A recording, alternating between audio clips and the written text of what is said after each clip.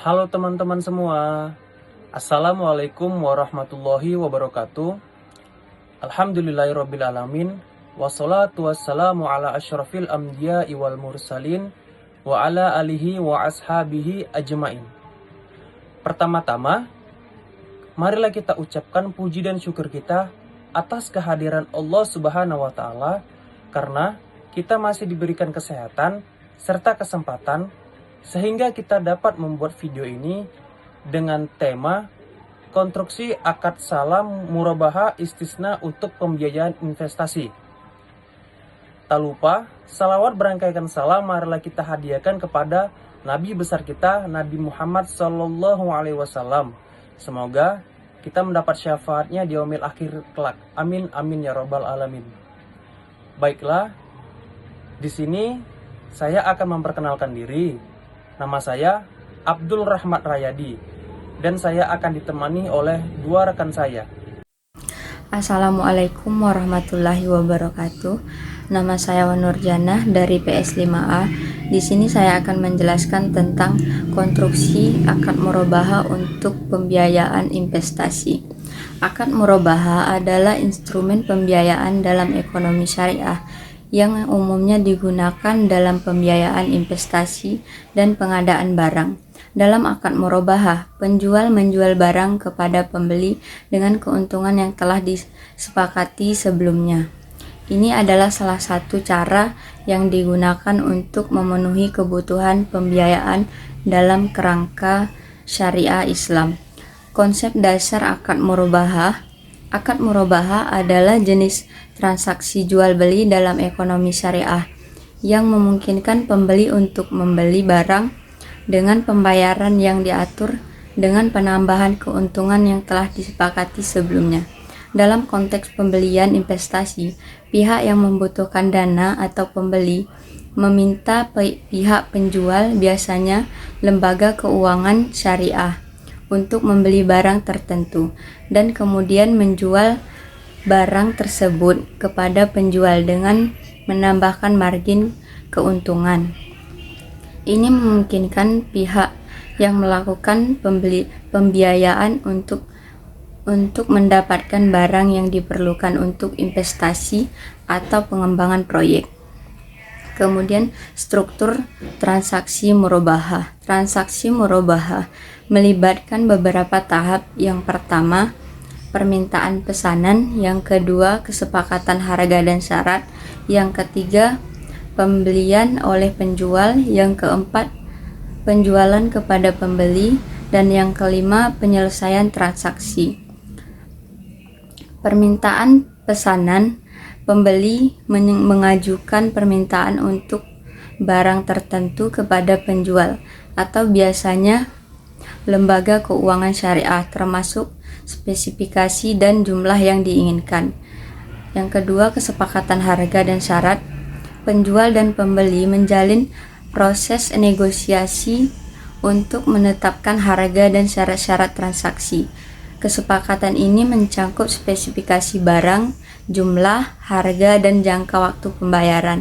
Yang ketiga, pembeli oleh penjual. Setelah kesepakatan harga dan syarat diterapkan, penjual membeli barang tersebut dengan harga yang telah disepakati. Yang keempat, penjualan kepada pembeli. Penjual menjual barang kepada pembeli dengan harga yang telah disepakati dengan penambahan margin atau keuntungan. Pembeli membayar harga kepada penjual dalam jangka waktu yang telah ditentukan. Yang kelima, menyelesaikan transaksi. Transaksi murabahah dianggap selesai saat pembeli membayar harga barang sesuai dengan kesepakatan. Kemudian, kelebihan dan keterbatasan murabahah. Kelebihan akad murabahah meliputi beberapa tahap, yaitu pembiayaan investasi, kepatuhan syariah, tingginya harga, tidak ada pemilikan langsung.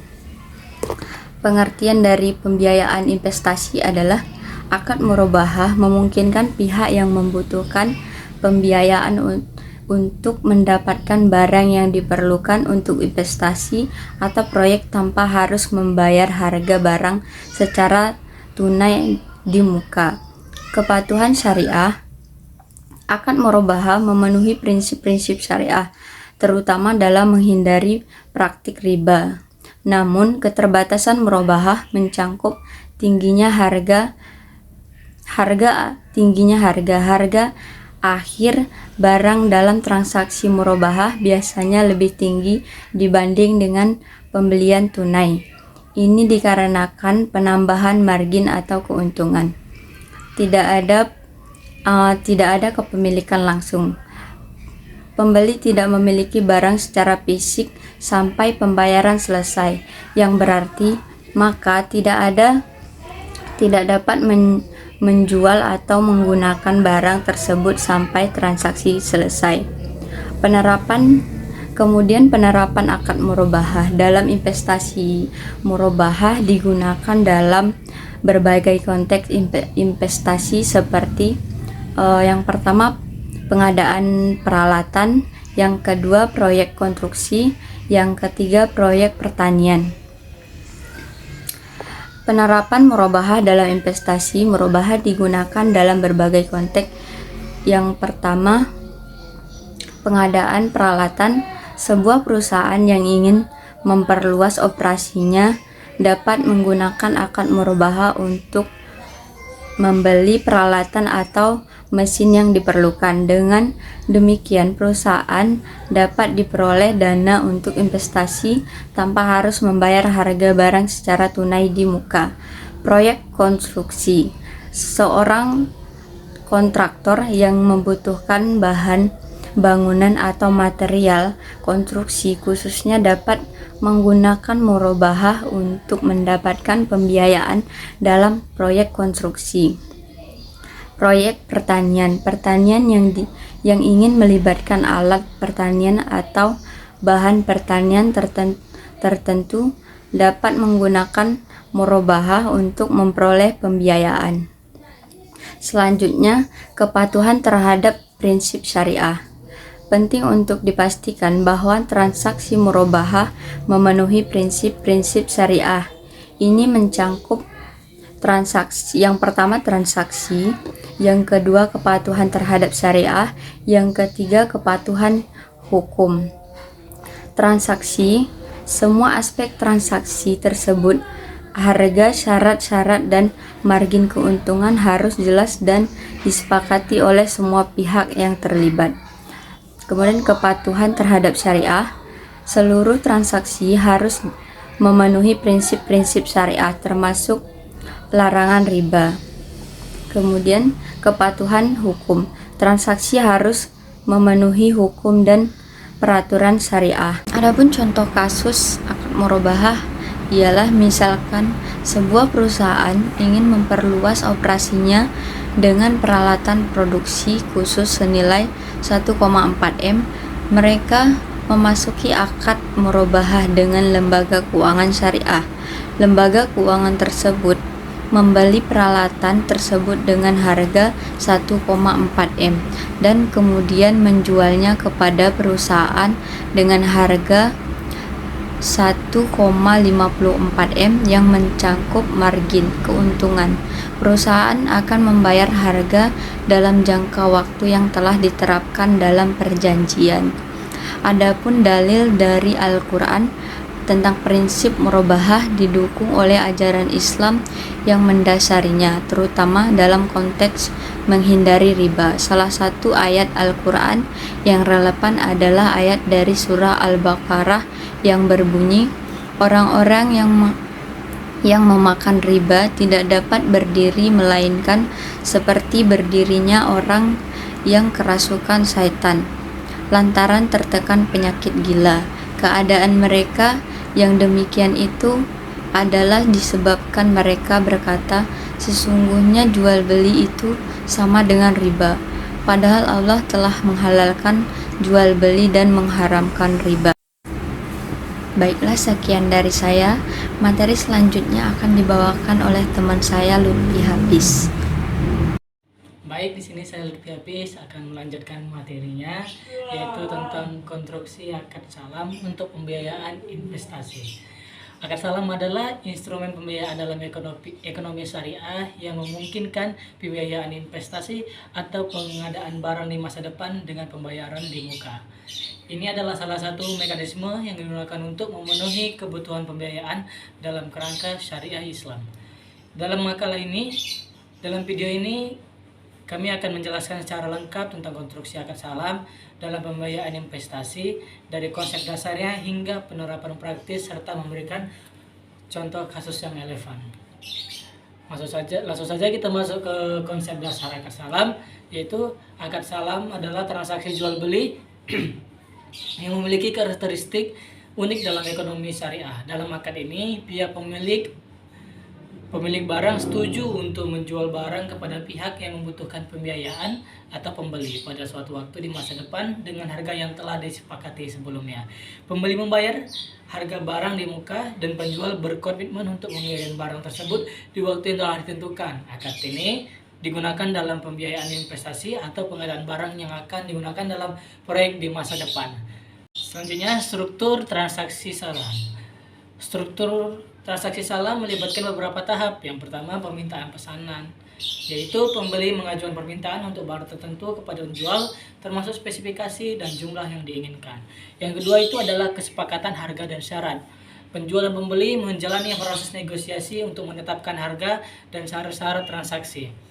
Kesepakatan ini mencakup spesifikasi barang, jumlah, harga, dan waktu pengiriman. Yang ketiga itu ada pembayaran di muka. Pembeli membayar harga barang penuh kepada penjual di muka sebagai pembiayaan. Pembayaran ini bersifat non-tunai dan dimasukkan ke dalam akun yang dapat digunakan oleh penjual untuk membiayai produksi atau pengadaan barang. Yang keempat yaitu pengiriman barang, yang dimana penjual berkewajiban untuk mengirim barang sesuai dengan spesifikasi yang telah disepakati pada waktu yang telah ditentukan dalam perjanjian. Yang kelima, penyelesaian transaksi, yaitu transaksi salam dianggap selesai saat pembeli menerima barang sesuai dengan spesifikasi yang telah disepakati. Selanjutnya itu ada kelebihan dan keterbatasan salam. Kelebihan akad salam meliputi pembiayaan investasi. Akad salam memungkinkan pihak yang membutuhkan pembiayaan untuk mendapatkan barang yang dibutuhkan untuk proyeksi investasi atau pengembangan bisnis tanpa harus membayar harga barang secara lunas di muka. Yang kedua, menghindari riba. Prinsip salam memungkinkan menghindarkan praktik riba yang dilarang dalam Islam. Namun, keterbatasan salam mencakup yang pertama, ketergantungan pada penjual. Pembeli harus bergantung pada kemampuan penjual untuk memproduksi atau mengirimkan barang sesuai dengan perjanjian. Jika penjual gagal memenuhi kewajiban ini, hal ini dapat menyebabkan masalah dalam pembiayaan investasi. Yang kedua itu ada pengawasan yang rumit. Memantau produksi dan pengiriman barang bisa menjadi tantangan, terutama jika ada banyak transaksi salam yang berjalan secara bersamaan. Selanjutnya itu ada penerapan salam dalam investasi. Penerapan akad salam dalam pembiayaan investasi dapat bervariasi, seperti yang pertama pembelian barang investasi, yaitu sebuah perusahaan yang ingin memperluas operasinya dapat menggunakan akad salam untuk memberi peralatan atau mesin yang diperlukan. Dengan demikian, perusahaan ini dapat memperoleh dana untuk investasi tanpa harus membayar harga uang secara tunai di muka. Yang kedua, proyek pertanian. Petani yang ingin menanam tanaman atau membeli benih dan pupuk untuk musim tanam mendatang dapat menggunakan salam untuk memperoleh pembiayaan. Yang ketiga, konstruksi proyek. Seorang kontraktor yang membutuhkan bahan bangunan atau material konstruksi khusus dapat menggunakan akad salam untuk mendapatkan pembiayaan dalam proyek konstruksi. Selanjutnya itu ada kepatuhan terhadap prinsip syariah. Penting untuk memastikan bahwa transaksi salam memenuhi prinsip-prinsip syariah, yaitu yang mencakup transparansi, yaitu semua aspek transaksi, harga, spesifikasi, dan waktu pengiriman harus jelas dan disepakati oleh pihak-pihak yang terlibat. Yang kedua, kepatuhan terhadap syariah. Seluruh transaksi harus memenuhi prinsip-prinsip syariah seperti larangan riba dan ketentuan etika Islam. Yang ketiga, pemantauan. Proses produksi dan pengiriman harus dipantau untuk memastikan bahwa barang sesuai dengan spesifikasi yang telah disepakati.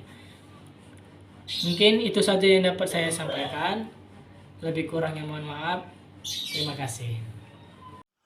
Baik, di sini saya akan melanjutkan tema konstruksi akad istisna untuk pembiayaan investasi.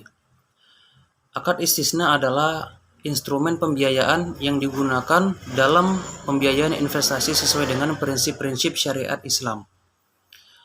Konsep dasar istisna. Istisna adalah akad yang memungkinkan pembuatan barang yang belum ada. Ini melibatkan dua pihak, yaitu pemesan dan produsen. Pihak pemesan akan memesan barangnya sesuai dengan spesifikasi yang diperlukan, dan produsen setuju untuk memproduksi barang tersebut sesuai dengan persyaratan yang telah disepakati. Istisna adalah instrumen yang relevan dalam pembiayaan investasi, terutama dalam situasi di mana pembeli membutuhkan barang yang dibuat sesuai dengan spesifikasi tertentu untuk tujuan investasi atau pengembangan proyek. Baik, selanjutnya kita masuk ke struktur transaksi istisna. Yang pertama, permintaan pesanan. Pihak yang memerlukan pembiayaan atau pemesan akan mengajukan pesanannya untuk barang tertentu kepada produsen. Pesanan ini harus mencakup spesifikasi yang jelas mengenai barang yang diinginkan, seperti kualitas, ukuran, dan waktu pengirimannya. Yang kedua, kesepakatan harga dan syarat.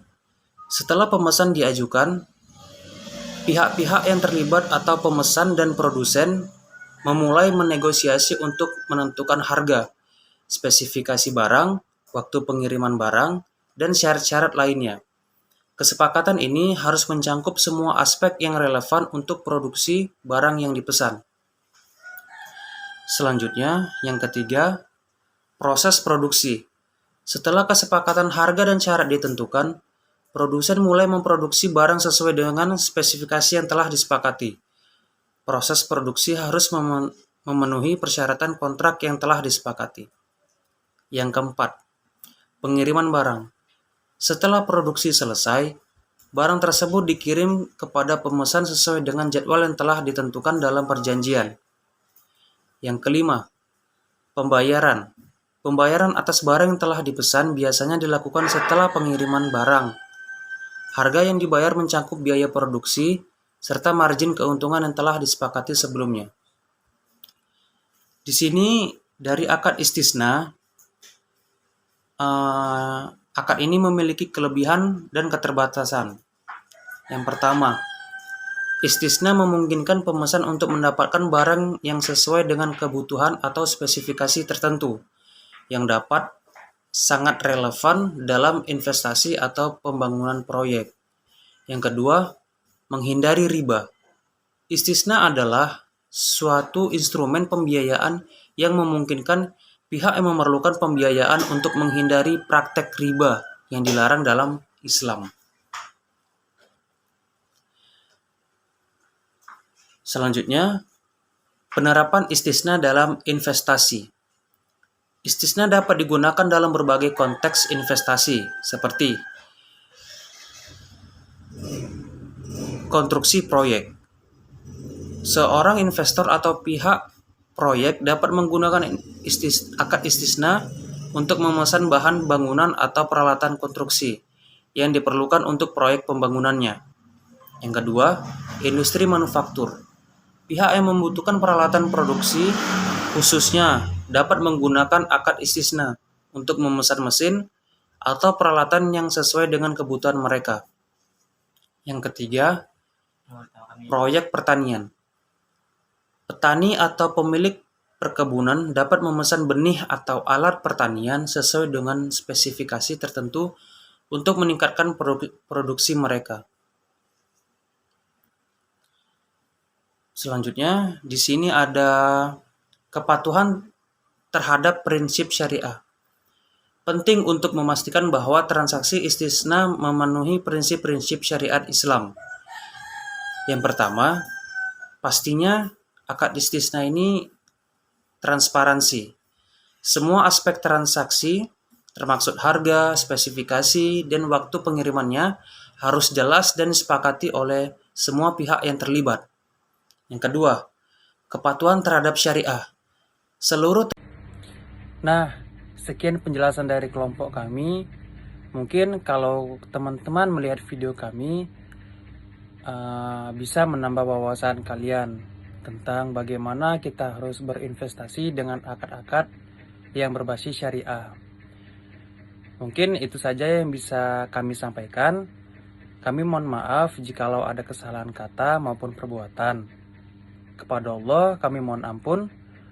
Wabillahi taufik walhidayah. Wassalamualaikum warahmatullahi wabarakatuh. Jangan lupa like dan subscribe ya.